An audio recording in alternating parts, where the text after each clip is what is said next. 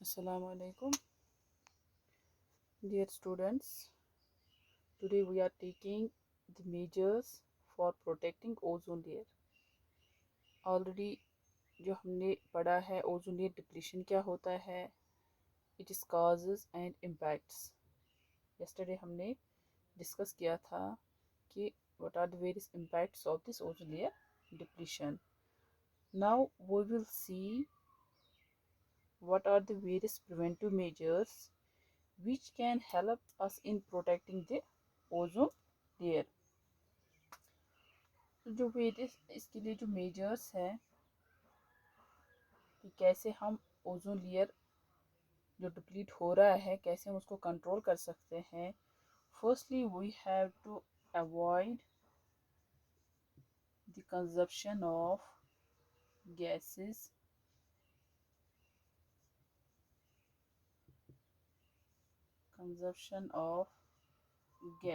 हमें अवॉइड करना है.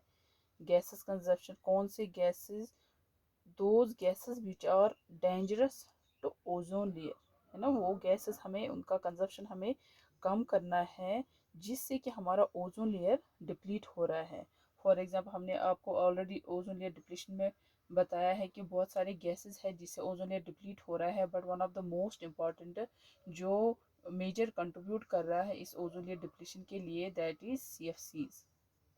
ठीक है, जैसे हमने ग्लोबल वार्मिंग के लिए पढ़ा था, वहाँ पर जो मेजर कंट्रीब्यूशन कर रहा है दैट इज़ कार्बन डाइऑक्साइड. इसका 60% जो कंट्रीब्यूशन रहता है एटमॉस्फेयर में वो इसका कार्बन डाइऑक्साइड का है. इसी तरह CFC जो है ये भी मेजर कंट्रीब्यूटर है for this ozone layer depletion. तो इन गैसेस का हमें कंजप्शन कम करना है, तभी हम प्रोटेक्ट कर सकते हैं ओजोन लेयर डिप्लीशन को. ठीक है, इसको ओजोन कंट्रोल कर सकते हैं ओजोन लेयर डिप्लीशन को, और ऐसे हम प्रोटेक्ट कर सकते हैं अपने ओजोन लेयर को.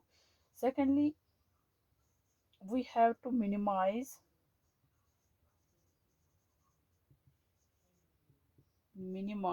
the use of cars or we can say the automobiles. ठीक है, उनका यूज़ हमें कम करना ऑटोमोबाइल्स का in order to reduce the CFCs emission, है ना. जैसे हम कार्स वगैरह ऑटोमोबाइल्स यूज़ करते हैं तो वहाँ पर भी हम देखते हैं कि जो कि गैस जैसे CFCs है वो रिलीज़ हो रहा है. तो इनकी इमिशन को हम कम कर सकते हैं अगर हम रिड्यूस करेंगे, अगर हम कम करेंगे यूज़ ऑफ ऑटोमोबाइल्स. ठीक है. थर्डली हम देखेंगे कि कौन सा ऐसा मेजर है जिससे हम ओजोन लेयर डिप्लीशन को कंट्रोल कर सकते हैं. So we have to not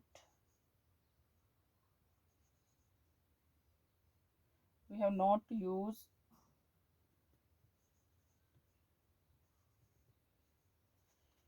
such cleaning products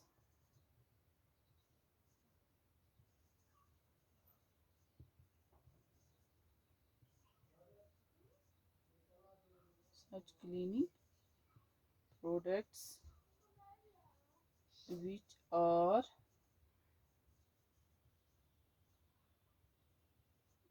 are harmful to our environment.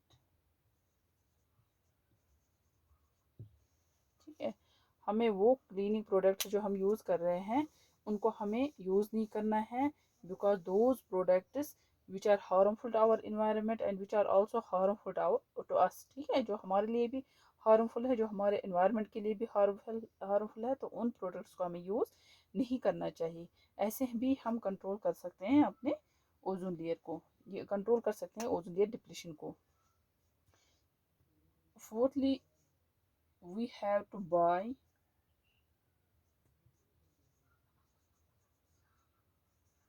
the local products. We have to buy the local products हमें यूज़ करने चाहिए, क्योंकि हम देखते हैं अगर हम जो नॉन लोकल प्रोडक्ट्स अगर हम उनको यूज़ करेंगे उसके लिए उनको कैरी करना है वहाँ से, तो उसके लिए ऑटोमोबाइल या जो दूसरे ट्रांसपोर्ट जो है उसका यूज़ हमें करना पड़ेगा, और जिस वजह से हमारा जो इन्वायरमेंट है उस पर इफ़ेक्ट पड़ेगा या ऐसी गैसेस एमिशन होंगे जो हमारे ओजोन लेयर पे इफ़ेक्ट करता है. तो इसीलिए हमें लोकल प्रोडक्ट्स ही यूज़ करने चाहिए. Next we have to maintain air conditioners.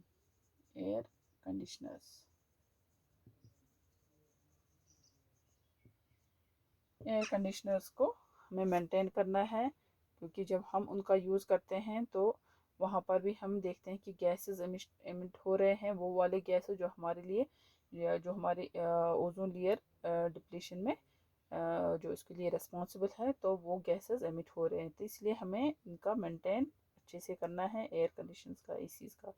So there is also the international committee. Those international committees have taken many efforts in order to control ozone layer depletion. बहुत सारे efforts भी जो international committee है इसके लिए, उन्होंने भी efforts लिए हैं कि हम कैसे ओजोन लेयर डिप्लीशन को कंट्रोल कर सकते हैं। बट द इम्पोर्टेंट स्ट्रेटजी, जो एक इम्पोर्टेंट स्ट्रेटजी है which can help in protecting ozone layer and also can help in reducing the ODS. ODS का मैंने आपको बताया है ओजोन डिप्लीटिंग सब्सटेंसेस। जब हमने ओजोन लेयर डिप्लीशन पढ़ा, वहाँ पर मैंने आपको बताया कि ओजोन डिप्लीटिंग सब्सटेंसेस आर दो substance which are responsible for the ozone layer depletion. तो जो इंटरनेशनल कमेटी है उन्होंने बहुत सारे एफर्ट्स लिए कि कैसे हम ओजोन डिप्लीटिंग सब्सटेंस के एमिशन को कैसे हम कंट्रोल कर सकते हैं, इनका एमिशन रिड्यूस कर सकते हैं।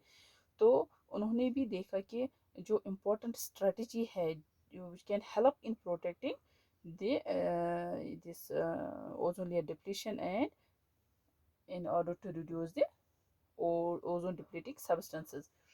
तो वो important strategy जो है that is an important agreement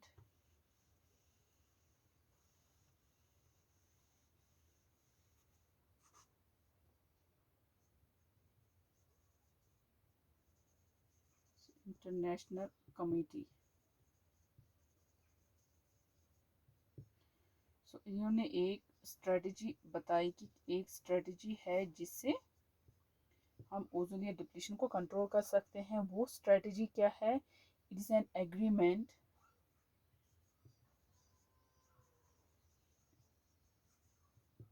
agreement बनाया गया है which was made in order to reduce ODS. इसके लिए बनाया गया है कि रिड्यूस करो ओडीएस को, ओजोन डिप्लीटिंग सब्सटेंस को रिड्यूस करना है for the protection of ozone layer depletion, ताकि जो हमारा ओजोन लेयर डिप्लीट हो रहा है ओडीएस से, हमारा ओजोन लेयर डिप्लीशन जो है उसको हम प्रोटेक्ट कर सकते हैं, उसको हम कंट्रोल कर सकते हैं। That agreement is called Montreal protocol.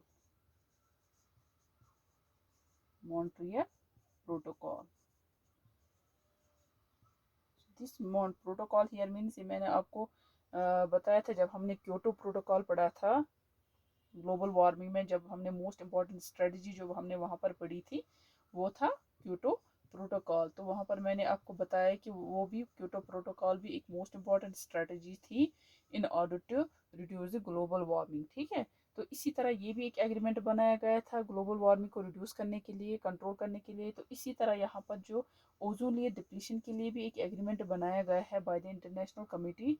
तो वो एग्रीमेंट क्या है? वो है मॉन्ट्रियल प्रोटोकॉल। सो ये एक मोस्ट इम्पॉर्टेंट स्ट्रेटजी है, इसी से हम ओजोन लेयर डिप्लीशन को कम कर सकते हैं और जो इमिट हो रहे हैं ओडीएस को, उसको भी हम रिड्यूस कर सकते हैं। सो ये इम्पॉर्टेंट स्ट्रेटजी हम कल लेंगे इन डिटेल, मॉन्ट्रियल प्रोटोकॉल। सो यहाँ पर हमने देखा कि क्या मेजर्स हमें लेने हैं। मोस्ट इम्पॉर्टेंट स्ट्रेटजी जो है, मोस्ट इम्पॉर्टेंट मेजर जो है in order to control this ozone layer depletion, वो है मॉन्ट्रियल प्रोटोकॉल। ये हम कल लेंगे इन डिटेल।